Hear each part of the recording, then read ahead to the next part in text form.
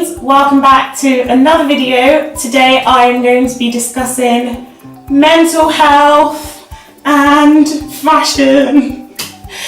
For those of you that know me in real life, you know that I'm extremely passionate about mental health. I don't stop talking about it, I don't stop researching it, I don't stop watching documentaries on the internet because I just love discovering this certain topic so much.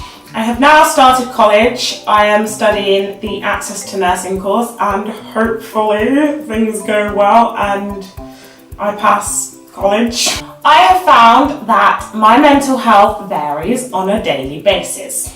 So if we have a scale from 0 to 10, 10 being happy, oh yeah, I've won the hypothetical lottery, I'm feeling great, I'm walking on sunshine, to 0 with I'm so alone, nobody loves me, life sucks, goodbye friends, hello sadness. And I can't say whether I feel more happy or more sad throughout my entire life. If you chopped up the past year into little tiny cake pieces, I wouldn't be able to tell you whether the happy slice or the sad slice was bigger.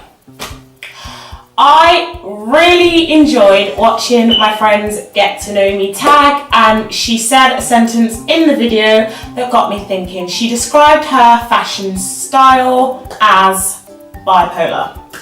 I do not want to offend anyone, and I'm sorry if I do, but I thought to myself that this was a really good way of describing a fashion style on a daily basis, because most of us do not have one aesthetic. Most of us are very much interchangeable. So some days you really want to be a pastel cutie, some days you really want to be a goth queen, and some days it's onesie and chill.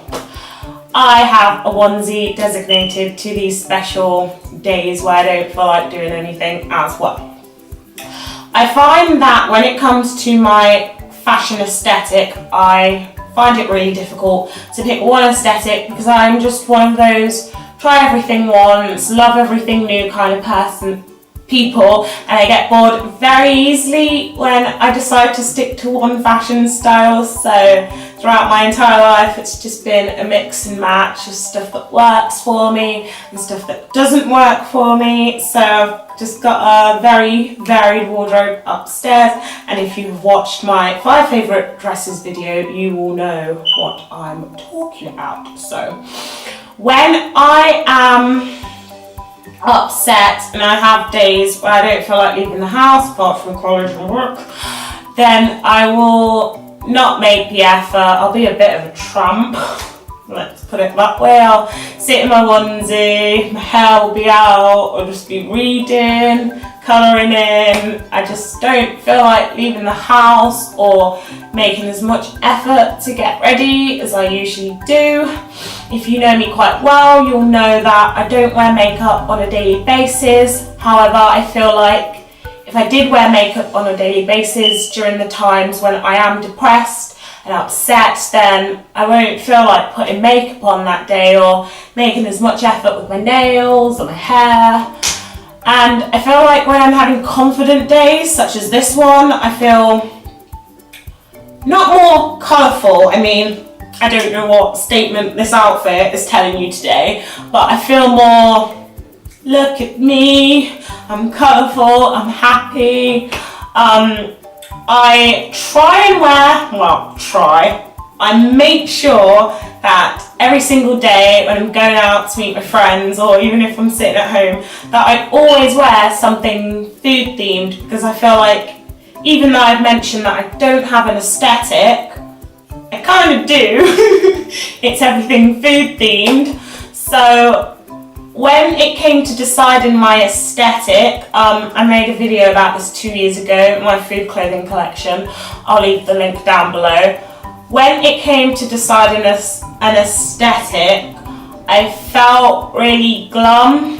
I'm not sure why, because I felt like I didn't have a thing that I could call my own, because I noticed I have quite a bunch of varied friends.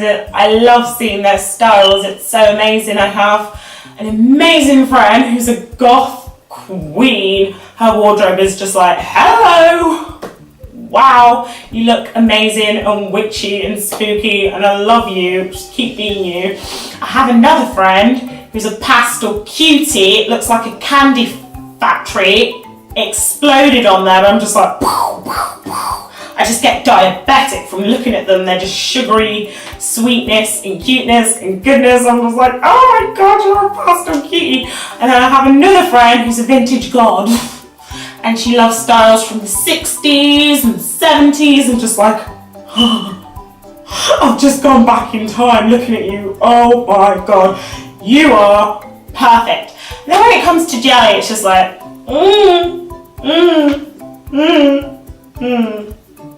See, I like a little bit of gothic, and I like a little bit of pastel cutie, and I like a little bit of vintage once in a while, but then I don't feel like that's my main aesthetic. So when it came to picking an aesthetic, I thought about this for quite a while, and I thought to myself, people have been calling me Jelly since 2011.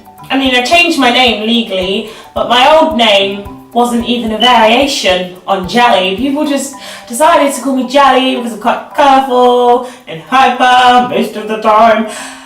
And I thought to myself, wait, has anyone done a food themed thing? And I was kind of thinking to myself, this is mad, this isn't even possible. I thought I'd have to create my own clothes to get anything food themed, and then I discovered something, a whole new world. It was just like, I remember the exact day that this happened, 2 years ago when I was just browsing through New Look really casually, and I saw a Jellybean top. I find it quite interesting. Like, my first piece of clothing that was food themed was a Jellybean top. I couldn't have put the pieces together any more amazingly if I tried. And that was it. Yeah, 2 years ago, that was just the start of something amazing and fresh and wonderful. I feel like fashion helps me a lot whilst I'm going through changes in my life and I'm having high days and low days. I feel like what keeps me consistently perky is the fact that I can go into my wardrobe, put something on, and instantly feel much better about myself. This is one of the reasons that I joined Lolita Fashion as well. I feel more confident in something colourful and vibrant that allows me to express myself than I do in a plain top and a plain pair of black leggings. And it's quite interesting, for some people it's the other way around. So for someone else it might be that they feel more confident in the plain black top and the plain black leggings than they would do in, say, Lolita Fashion, for example. And also someone may feel more confident in a pink pastel dress, whereas someone else may feel more confident in a vintage or a gothic dress or number. I feel like when I'm having my off days, I do find it reassuring to know that my wardrobe is consistent, and I have had some of my pieces for 3-4 years now, and every time I put on that clothing or piece, I always have a memory associated to that piece of clothing. This is where my mental health and fashion kind of intertwine, because I mentioned this a little bit in my 5 favourite dresses video. I don't look at a skirt and think, that's a nice skirt. Well, I do think that, but then at the same time I look at the skirt and I'm like, this is where I got the skirt, these are the memories I have associated with that skirt, these are the adventures I'm gonna have with the skirt, these are the adventures I've already had with this skirt. I'm sorry, I feel like I'm going off on a tangent, but what I'm trying to say is that fashion is just a wonderful way to express yourself without the use of words. you instantly put on something and people kind of judge you in a good way kind of thing, because they see what you are like as a person. And stereotypically, if you're really colourful and you're a pastel cutie, they'll take your personality to be quite vibrant and quite loud and quite colourful. But then it's interesting because I have some shy friends that are also pastel cuties, so you never know when it comes to fashion and mental health. I mean, whereas when I'm upset, I do have my casual pink onesie days, don't want to see anyone, just want to sit by myself with a cup of tea or a cup of hot chocolate, and I want to read my lovely snippet book. But then there are days when I feel so down and so low that I'm still not leaving the house, it's still not happening, but then I'm dressed head to toe in angelic pretty brand. And it's kind of, I've got a full face of makeup on, I've got a tiara on, I've got my favourite JSK on, and it's kind of like I still feel glum inside, but the outside isn't a reflection on how I feel inside.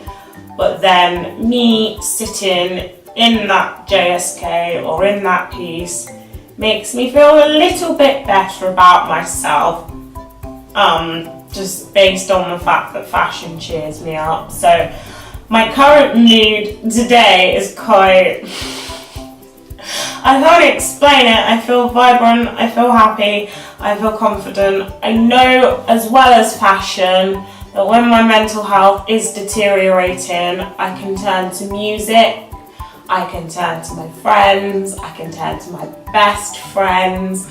I'm colouring more lately. I have a floral adult colouring book. Sometimes I do the children's colouring books. Shh, don't tell anybody. I feel that I have about 10 different coping mechanisms when my mental health is deteriorating, and I find that these are a pretty good distraction or a pretty good comfort of me instantly feeling much better about myself. And as someone who wants to become a future mental health nurse, I feel like it's important to understand mental health, get to know mental health. One recipe for someone may not be the recipe for everybody else, so it's important to find out why people act the way they do and what helps people whilst they are having a few issues with their mental health problems and in that state. And as I said, fashion may work for me, but if you try and stick a tomboy in a pink poofy dress and tell them this is going to make you feel better, somehow I don't think it will, but they might like a different fashion, like a pair of black jeans, and that can instantly cheer them up in a heartbeat. When I attend Lita meets, I'm quite anxious at first, and I'm kind of wondering how people are going to react towards me, but I quite love the fact that all of us confidence levels must be up here, because we're walking around in these big poofy show-stopping, showcasing numbers, and we're walking through town and everybody's kind of giving us funny looks, and I kind of love it because it's something different and it's something vibrant, and me just dressing up all cute and stuff instantly makes me feel much better about myself. So even though wearing clothing, even though wearing clothing is a necessity, I don't know if what I'm about to say is going to make much sense, but even though wearing clothing is a necessity, I'm happy that I have to wear clothes.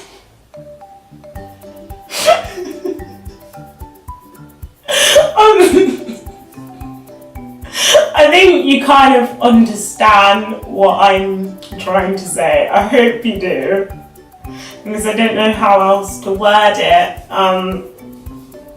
I love experimenting with my styles a lot. I have one friend who went from being a pink pastel cutie and now she's gone to the dark side. And I love it. And then I have one friend who's come from the dark side to being a pink pastel cutie. And it's quite interesting. I cannot predict the future, can anybody, but over the years my clothing style hasn't really changed that much because, as I said before, I love all kinds of aesthetics. I am curious to know, I'm 21 now, I am curious to know how long I will be into Lolita fashion, because I still feel happy with my current wardrobe at this time. I still feel happy with my pancake dresses, and I have some darker dresses. I still feel happy with my candy tights today and my candy clothing today. So mental health is very important to talk about and raise awareness of, and I don't know, maybe fashion has helped you too whilst you have been struggling with your mental health, because I know it's helped me extremely, and I enjoy that I can look back on photos of what I used to wear or what I still wear, and I'll get this massive smile on my face like, oh, I look quite cute there, that's quite nice. My onesie has been my little rock for a while when ain't nobody got time for dressing up. But yeah, I hope you liked this video. I'm going to add a little bit more mental health sprinkles and nursing student sprinkles onto my channel. I hope that's okay. And if you have any mental health related experiences that are related to fashion, perhaps when you bought, I don't know if you're into Lolita fashion, perhaps when you bought your first piece of brand, you felt really happy and comforted just to hold on to that one piece of brand that you worked hard for, you saved up for, and that just made you feel really confident when you instantly tried it on. So thank you so much for watching this mental health and fashion video, Beans. I hope you liked it. As ever, leave your feedback in the comments below. If you're not already part of the Bean family, please make sure to subscribe. It gets really exciting in this Candyland that is my channel. Thank you so much for watching. I will see you in the next video. Bye!